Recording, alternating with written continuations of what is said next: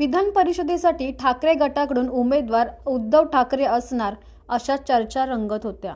मात्र विरोधकांना आश्चर्याचा धक्का देत ठाकरे गटानं अंबादास दानवेंच्या नावाची घोषणा केली. यानंतर शिवसेना उपनेत्या सुषमा अंधारेंनी व्हॉट्सअप स्टेटस ठेवत आपली नाराजी उघड केली. आता या सर्व प्रकरणावर अंधारेंनी पहिल्यांदाच प्रतिक्रिया दिली आहे. पाहूया. विधान परिषदेच्या नंतर तुम्ही आज पहिल्यांदा माध्यमांसमोर आलात. जसं उमेदवारी डिक्लेअर झाली त्यावेळेस तुम्ही एक स्टेटस ठेवलं होतं की 100 का 1000 विधानसभा मी ठाम आहे माझ्या मनावर.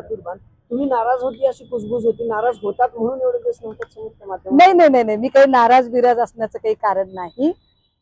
एखाद्याने मागणी करावी का तर करा, ते काही गैर नाहीये. पण मिळालं नाही म्हणून नाराज व्हायचं काय कारण आहे? बघा, ज्या संभाजीनगरमध्ये एकेकाळी आमच्याकडे प्रचंड सत्ता होती, जिकडे आमचे 5-6 आमदार होते, खासदार होते, महापालिकेत सत्ता होती, आज त्या संभाजीनगरमध्ये फार पक्षाची अडचणीची अवस्था आहे. कदाचित पक्षाला संजीवनी मिळावी म्हणून जर दानवेंना तिथे जर संधी दिलेली असेल तर हरकत नाही. पक्ष वाढणार असेल तर आपण पक्षप्रमुखांचा निर्णय मान्य केला पाहिजे आणि एका जत्रेत देव म्हातारा होत नाही. त्यामुळे माझ्यासाठी अजून खूप मोठा स्पॅन आहे आणि तो मोठा स्पॅन मी लढला पाहिजे. उलट मला याचा जास्त आनंद आहे की कदाचित पक्षप्रमुखांनी जर असा निकष लावला असेल की आपण सुषमाताईंना जरी नाही दिलं तरी त्या नाराज होणार नाहीत आणि त्या कुठल्याही पक्षात जाणार नाहीत, तर मला वाटतं हा माझा पक्षनिष्ठा, माझ्याबद्दलच्या पक्षनिष्ठेचा सन्मान आहे. माझ्यावर पक्षप्रमुखांनी दाखवलेला विश्वास आहे की मी कुठल्याही परिस्थितीत पद असो किंवा नसो मी त्यांच्यासोबत ठाम राहणार आहे. हा विश्वास असल्यामुळेच त्यांनी हा निर्णय घेतला असेल. चांगली गोष्ट. मला वाटतं की मी ठाकरेंची बहीण आहे, त्यामुळे मला वेगळ्या शब्दाची काही गरज नाही. मला होईल ना. काय आहे माहितीये का, 1500 रुपयावर खुश होणं याला जर लाडकी बहीण म्हणत असाल तर सॉरी, मी काही त्याच्याशी सहमत नाही. माझ्यासाठी पदांपेक्षा सुद्धा सन्मान जास्त महत्वाचा आहे, सुरक्षितता जास्त महत्वाची आहे. माझी सुरक्षितता, माझा सन्मान पक्षामध्ये शाबूत आहे, हे माझ्यासाठी महत्वाचे आहे. राहिला प्रश्न भाजपच्या ट्रोलर्सचा, तर त्यांनी माझी चिंता करण्यापेक्षा त्यांनी केशव उपाध्ये, माधव भंडारी या लोकांची चिंता करणं जास्त गरजेचं आहे. ते त्यांच्यासाठी जास्त हितकारक आहे. काहीतरी म्हात्रेबाईंनी पण काहीतरी ट्विट केलं होतं. आता त्यांचं तर काय कोणी सांत्वन करावं असो, कारण नीलम गोरेंसारख्या अत्यंत निरुपयोगी महिलेला 5 वेळा, कारण ब्लॅकमेलिंग केलं जातं ना, त्यांना माहिती आहे की आता नीलम गोरेला दिल्यानंतर नीलम गोरे पुन्हा भाजपकडे सुद्धा टुनकन उडी मारू शकतात. त्यामुळे कधी कधी अशा ब्लॅकमेलिंग करणाऱ्या निरुपयोगी लोकांना पण द्यावं लागतं.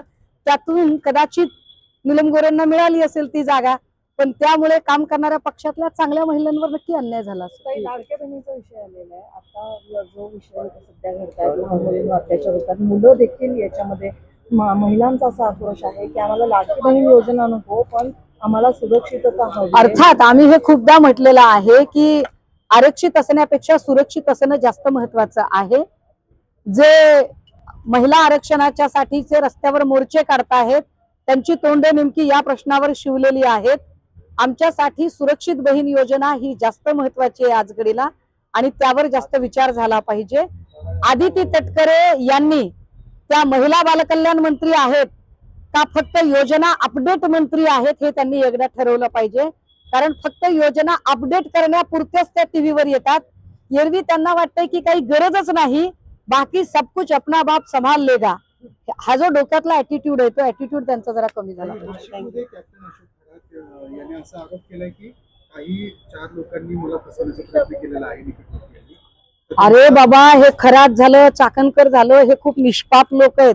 हे खूप म्हणजे काय सांगायचं आता, हे खूपच निष्पाप, खूप भोळे भाबडे अत्यंत सश्रद्ध लोक आहेत. कारण चाकणकर बाई पण म्हणतायत की माझं आधार पॅन कार्ड वगैरे मी काहीतरी धार्मिक कामासाठी दिलं.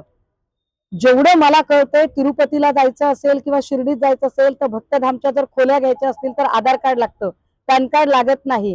असं कोणतं धार्मिक कार्य आहे की ज्याच्यासाठी पॅन कार्ड लागतं? काय पॅन कार्डला दह्या दुधाने आंघोळ घालायची होती का? पॅन कार्ड यज्ञ आहुतीमध्ये समिधा म्हणून टाकायचं होतं की श्री यंत्राची पूजा करतात तसं पॅन कार्डची पूजा करायची होती? पण हे चाकणकर असतील, हे खरात असतील, हे सगळे इतके कोडगे आणि निगरगट्ट आहेत की यांना स्वतःला खात्री वाटते की काही झालं तरी राजकीय नेते आम्हाला वाचवतील. राजकीय नेत्यांचा वरदहस्त आहे.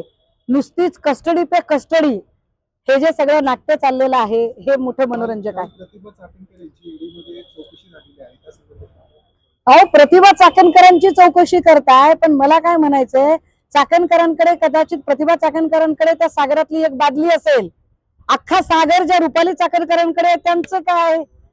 त्यामुळे प्रतिभा चाकणकरांची चौकशी करायची आणि प्रतिभा चाकणकर आणि स्वतःची सोडवणूक करण्या इतका वेळ रुपाली चाकणकरांना द्यायचा, हे जे नियोजन आहे ते फारच सूत्रबद्ध वाटते. कमाल आहे त्याची.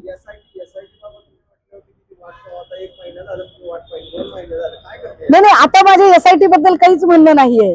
उलट मला असं वाटतं की परतवाडा प्रकरणात पुन्हा एसआयटी स्पेशालिस्ट म्हणून तेजस्विनी सातपुतेंनाच आणतात की काय. पण बरं झालं तिथे अजून एक जरा वेगळं नाव आलं ते. परंतु आता एसआयटी बिसायटीवर आपण काही फार विश्वास ठेवावा अशी अजिबातच परिस्थिती राहिलेली नाही. सरकारला फक्त हे प्रकरण लोकांच्या स्मरणातनं कसं हळूहळू हळूहळू बाजूला नेता येईल याचा प्रयत्न चालू आहे. फक्त कस्टड्या चालू आहेत, पण अजूनही ललित पोफळे, तो नामकर्ण आणि रुपाली चाकणकर यांना अजूनही ताब्यात घेतलं नाही. रुपाली चाकणकरांना अजूनही ताब्यात घेतलं जात नाही. याचा अर्थ रुपाली चाकणकरांचा राजकीय प्रभाव, चमत्कार जे काही आहे ते अजून तसंच आहे वाटतं.